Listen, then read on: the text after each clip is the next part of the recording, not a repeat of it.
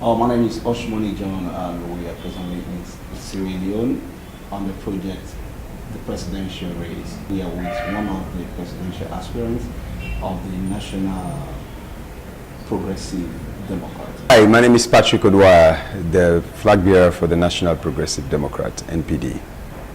You came into the presidential race lately because we know of few major parties, and your party is a new registered party or is being in existence on the ground?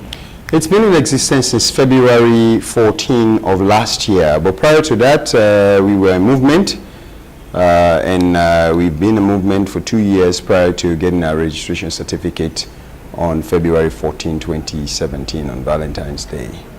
And you came into the race alongside with about 15 other aspirants. We heard it's about 16 people that are on the race. Yes, I think it's actually 17 parties. And yes. Your own came like 15th, 14th, or among the first top 5? Well, we are number 7 if you're looking at the parties, you know. Actually, we were before that. We got established before NGC and C4C and all that. They've been movement, but we had our certification in February of 2017. The National Progressive Democrat, how many candidates do they have on the race, aside from the presidential race? We have 18 members of people that are running for members of parliament and 45 councillors. Yes. We have a clean-cut set of politicians that are technocrats, that are activists, that are educators, that are community leaders. That's who we have. The average Sierra Leonean that is sincere and have shown love for country and commitment to public service. You were not part of the national presidential debate. Well, either your party is not qualified or you as a person are not qualified. It's very obvious that we are much more qualified than any of those 6 parties that were there. The criteria they used was that a party must have 25 members of parliament, or 25 must be able to fill in 25 members of parliament. That criteria wasn't discussed to us. It wasn't shared. They just came in and told us, oh, a committee met and this is the decision. So it's clear when you look at the 6 parties that were selected that met those criteria, they were not even in the pack of the agreement that was signed a month prior. You know, 2 of those parties were not even in existence prior to when we agreed to participate in that debate. So of course they have money, so they came in, they filled candidates in, because you need to pay for those parliamentarians. That is that is bribery. That contravenes the political electoral laws of this country. That is electoral bribery, it's corruption. We have a nationalistic view on how we want to transform this country. We think that Sierra Leone must work for the Sierra Leonean first and then for everybody else. We should be able to earn the proper royalties for our country versus the 0.68% that we're earning now. No country, you know yourself, from Nigeria get 45% revenue from their oil, right? Oh yeah. No investor would dare come to Nigeria and say we're going to give you less than 1% for your oil. It's not going to happen. They don't even dream about it. Only in Sierra Leone, because we have very, very unsincere leaders that don't love those people of this country, and when it's election time, they go around bribing them, giving them money, displaying wealth. The country Sierra Leone is of how many population? We have about 7.1 million people. You as a young guy in the political system, are you capacitated of managing this amount of people? If you are elected the president. Absolutely. Absolutely. I have the unique skill set that none of the other candidates have. I have a skill set of being a community leader, being a business person, being a technocrat. When I say technocrat, I'm talking about somebody who designs and engineers business processes, understands business processes, a certified BPA analyst as well, a certified international project manager, manage any kind of project, okay, and a certified engineer as well. Somebody with financial management background and certifications, with the practical experience with the biggest financial institution the world knows, the United States Department of Treasury. They own the world financial systems. The World Clearing House is with us. I have worked with the Federal Reserve Bank of the United States government that served as an interface between the Federal Reserve Bank of California, of San Francisco, and the Federal Reserve Bank of Philadelphia. Both institutions deal with world governments. They deal with World Bank institutions. You cannot send money across the country without bouncing through our system first. So I worked there. I consulted for them for 3 years. I worked there for 10 years. And not just as a journeyman, I was a project manager. I acted as a deputy director. I had 4 departments under me. When I acted as a program manager, I have the project management branch under me. I have the capital planning and investment control branch under me. I have the contracting staff under me. And I have the business analyst under me. So I have all the technical people that makes any institution around the world works under Patrick O'Dwyer. Supervised, directed, monitor, and evaluated them on a daily basis. So you're talking about someone who is 41 years old with a wealth of experience that none of these people, none of my colleagues standing for president will ever dream of having.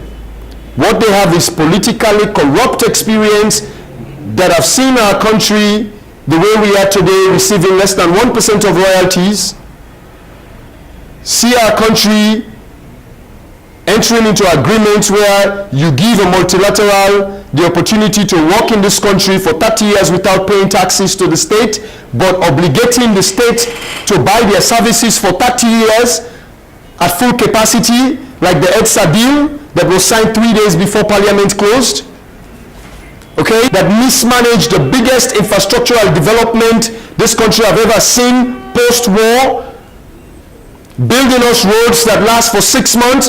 After 3 weeks of building the roads, when you drive, it wobbles like this. And that is $1.8 billion in debt when they met 500 billion leones in their coffers. A government that gave a mining company $360 billion worth of iron ore to take out of the country and receive $3 billion. A government that met a school system under the Sababu project that was expanding, beginning to restore the mental capacity of Sierra Leoneans and their moral fortitude, dragged them down to the drain.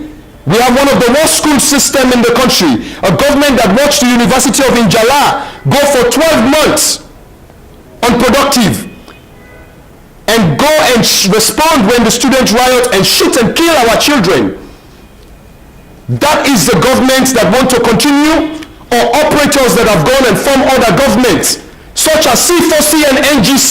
They were both part of the 2 governments that are responsible for the decay that this country has suffered from. So do we want business as usual as a continent? Since we're talking to the continent, Africa must stand up, and West Africa as a sub-region. You knew what happened in Sierra Leone. Nigeria in particular, you saw sweat, blood, and money in this country. And you are watching us in this fledgling democracy having corrupt government playing the game to reinstall themselves, ostracizing and marginalizing 10 political parties from participating into the political process. It is a shame for African leaders to sit quietly and watch that happen. We'll go on a short break. We'll be back. Thank you. You're welcome back. It's still CTV, and we're presently in Sierra Leone with Mr. Patrick, the presidential aspirant for National Progressive Democrat. Mr. Patrick. Yes, sir. I want to know, are you to SIM or you're on SIM? We heard about the SIM issue. Tell us. I am actually based here. I've been based here since 2015. I've been operating in this country since 2000. So for the last 18 years, I've been a productive citizen of this country that is creating employment for the last 18 years in this country. And the issue of to sim, one sim, it is so irrelevant and is such a distraction in our nation's history that was introduced shamefully by the ruling government. You know, they have this perpetual appetite of introducing chaos in this country. Their mismanagement of the government led us to war. Their mismanagement of the government led us to bankruptcy twice. Now their mismanagement of the government and their desperation to cling into power is introducing a division among Sierra Leoneans. It doesn't matter where you grew up. If you were born in Sierra Leone, you're paying taxes in Sierra Leone, you're creating employment in Sierra Leone, you go to other countries for greener pastures, for education. It shows the level of mentality. Because they have locked up the minds of our people, they've kept them in silo containers to be moved around when they want to. They see people in the diaspora, Sierra Leoneans that have gone in search of talent that they could not facilitate and provide in this country. They see them as a threat. That is why, to my fellow Sierra Leoneans, this is the most important election in the history of this country. It is whether you want business as usual and watch the shenanigans and the type of games that are being played right now continue for perpetuity, or you want a change you can believe in. A change you can believe in you get from Patrick O'Dwyer. With the sincerity of purpose and the demonstration of love for country. You're one sim or you're two sim? I will not answer that question because it's completely irrelevant. It should not be introduced in our discussion in this country. We are all Sierra Leoneans. At least 3 major points in your manifesto that can turn the country situation around. Just 3 major points. Education. So for you now, I will give you 5. I will give you what I call E cube H square. The 3 E's stands for education, economy, and healthcare. So we have education, the economy, the environment, healthcare, and housing. If you deal with education effectively, like we want to spend $1 billion into rehauling our education system, take it from the Tolongo to the gutter, back to the key to opportunities and higher intellectual knowledge. We will spend $1 billion in retraining teachers and expanding public school facilities to reduce the overcrowding issue. Today you have 120 students per classroom. In urban centers, the range is between 80 to 120 students per classroom. I was at Anzaru in Tonkolili, where they have space, beautiful place, good students. It's 80 students per classroom. 80 students per classroom. In rural areas. You know what that tells you? We have a significant problem of overcrowding because of lack of resources. You cannot spend 2.8% of the national budget on education, the most precious thing in the world, for any society. We want to spend $1 billion, 25 times more. That is what it's going to take to overhaul the system in this country. It would allow us to build 430 libraries across this country. It will allow us to retrofit the current public school systems and make sure we bring them up to code, up to par. We will set standards for private institutions and private colleges and institutions of higher learning. We will partner with universities across continents. Maybe in Nigeria, Ibadan University can come and open a campus right here and maintain the standards in Ibadan. Or we will do Texas State in Texas. Or George Mason University that in 2007 wanted to open 6 community colleges here, where you do 2 years here and then go do the 2 years in Virginia. But the failed policy and greedy minds and wickedness of our politicians prevented that from happening. Okay?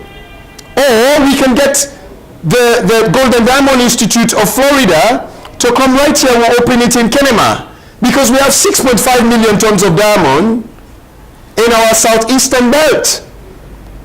And today you sell the diamond at $285 rough from Sierra Leone to the international market. Cut and polish is $2,850 to $6,000. So we can get 10 times more for the diamond if we just have Golden Diamond Institute of Florida, Golden Diamond Institute of America that is in Florida, open the campus here and train hundreds of our kids in how to identify diamonds, know the different types of diamonds, polish and cut diamonds, learn how to design jewelries, so Sierra Leone can be a destination for jewelries. The whole world will come here for tourism. We will retrofit our tourism system, so when you come and enjoy our beaches, you can come and get your wife a nice wedding ring for maybe $8,500. It's still cheaper than the cheapest you get in India. The cut polished Serenian diamond in India will cost you close to $3,000. You go try to get it in Israel, you probably pay $6,000. But you come and get the same, better quality in Sierra Leone. When Patrick Odua is president, through the grace of God, you get it, we'll make sure you get it for half the price. But for us, we still make 7-8 times more. It's more disposable incomes in the hands of Sierra Leonean, better paid jobs for Sierra Leonean, value addition for Sierra Leonean. You mentioned $1 billion investment on education. How do you generate the fund? We generate it from the extractive industry. Today we have $5 billion leakages just from the iron ore, from revenues, royalties. I will ensure these companies pay 10% royalties. That's where we start. 10%. Nobody's accepting less than 8% around the world. Only us. Why? Why is that happening? It's because we don't have sincere leaders that are negotiating in the best interest of Sierra Leone. Patrick Odua will negotiate in the best interest of Sierra Leone. The country must have 10% royalties, and every new mining concession will require 30% ownership. The campaign has been going on, and the color that's taken over the street is the green and the red. What happened to your campaign team? Well, if you were here in Freetown, are you using? If you were here in Freetown, the blue and white took over as well. We occupied central Freetown. You see a lot of green and red because these are 56 years old parties. And you know what? They are giving our youth alcohol and drugs and t-shirts and food to come out. They've created 65% unemployment, 70% illiteracy in the youth population. So when you're illiterate and unemployed, somebody calls you to give you alcohol and food and a t-shirt so you can have clothes on your body, wouldn't you go and eat? At the end of the day, you know who to vote for. So we are appealing to the conscience of the youth. I go door to door, community to community, neighborhood to neighborhood, towns and villages. And yes, Saturday we started stomping Freetown. I was at Krube. A 5-man team was set up for a memorandum of understanding. And we realized that the 5 people that set up that team was never part of the national debate. The 5 team, where are they coming from? What is the origin of the 5 team? Well, first of all, these are part of the 10 parties that were marginalized democratically. And we had options. Some were saying, let's demonstrate. Some were saying, let's do this. But some of us said, you know, when you fight back with knowledge and strategy. And we strategized. And we realized we should come together. And I've been pushing for a coalition. And thanks be to God, On Saturday, we signed that cooperative agreement, that memorandum of understanding with 5 political parties, the NDA, the NPD, which is my party, the NURP, the UNPP, and the Unity Party. We are coalescing around common vision, common platform, common messaging, common interest. That is where, and common goals. That is what we're coalescing on. We want to ensure that all our members of parliament goes to parliament. So in areas where Patrick Udwa doesn't have a candidate and NURP have a candidate, all of us will go and support that candidate and ensure victory for that candidate. We are not interested in dividing and conquering. We want these parties to thrive. We want them to succeed in parliament. And we all come together in parliament for a common message for our people. We fight for increasing royalties, reduction in GST taxes to expand the base, allow technology to provide the monitoring we need to ensure more participants and we capture that revenue. We also want to reduce the income tax from 33% for people making 1.5 million to 20% so we can be competitive around the world. We have a transportation policy. We're actually looking at deep ocean platforms in terms of ports. So we have brilliant ideas. We want to be able to secure our ports so we can be competitive. Today we have people jumping in carriers in hundreds and then they catch them when they get to Spain. The carriers have to now pay hotel for them and fly them back in the country. It's costing the carriers higher cost, and they're passing that cost to average Sierra Leoneans that want to export. The net effect is you make the exporter less competitive in the international market because now their product cost has just gone up, and you discourage export. So how do you control the currency? Such actions destabilize the currency because you want to increase export and reduce import. That is why I want to spend $2 billion into agriculture. So we can create value addition. We can get the food safety labs. So what do you have in your chart?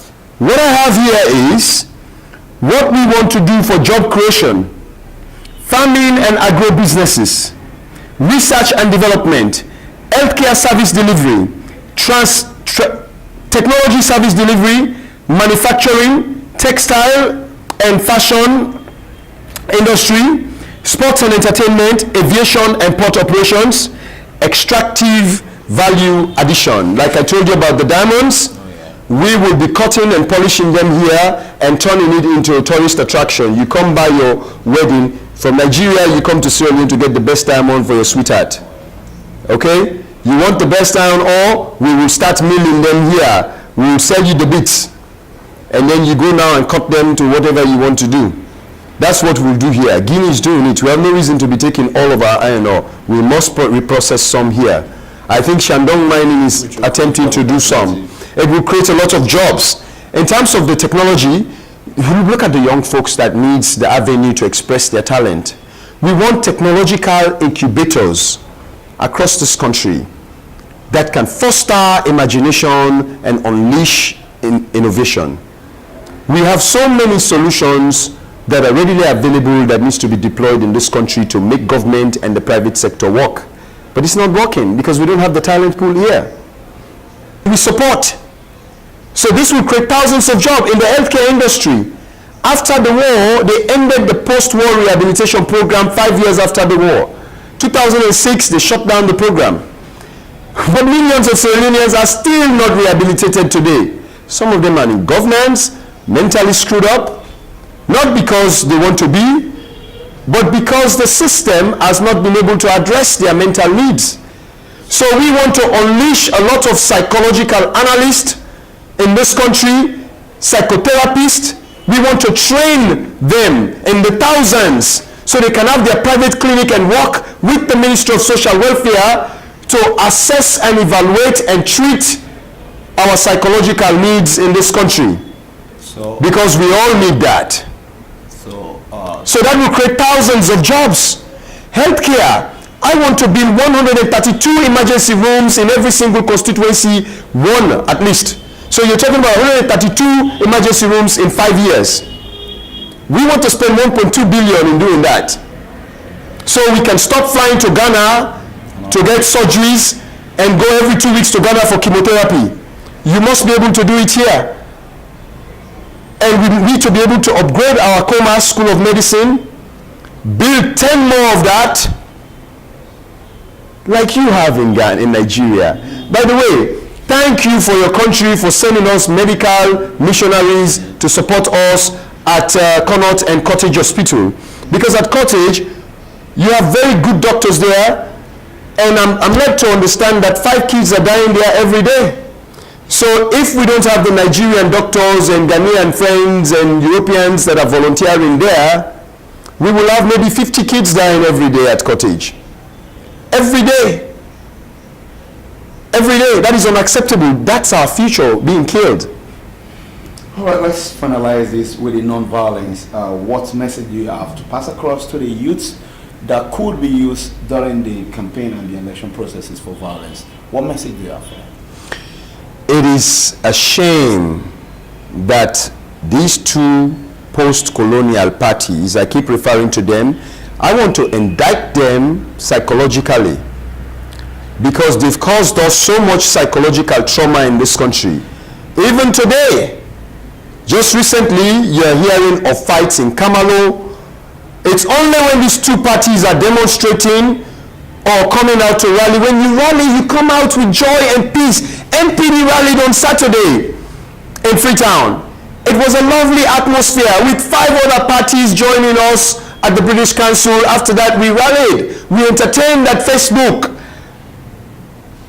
A nice, beautiful restaurant downtown Freetown. You must check it out, by the way. Their food is the best in the country. You know, we rallied peacefully. People get to see their leader, Patrick Odwaya. They get to hear our message. They get to see our colors. They get to see our character. But when APC and SLPP or NGC, we've been hearing about the skirmishes, and NGC property is burnt down in Potloko, that is unacceptable.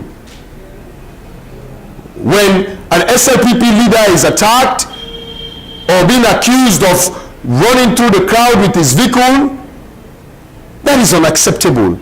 Sierra Leone, you must look at this pack of politicians. They bring the aggression, the destructive tendency, the corrupt lifestyle, the display of ill-gotten wealth.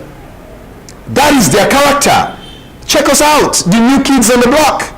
NPD, NBA, NURP, Unity Party, NUNPP.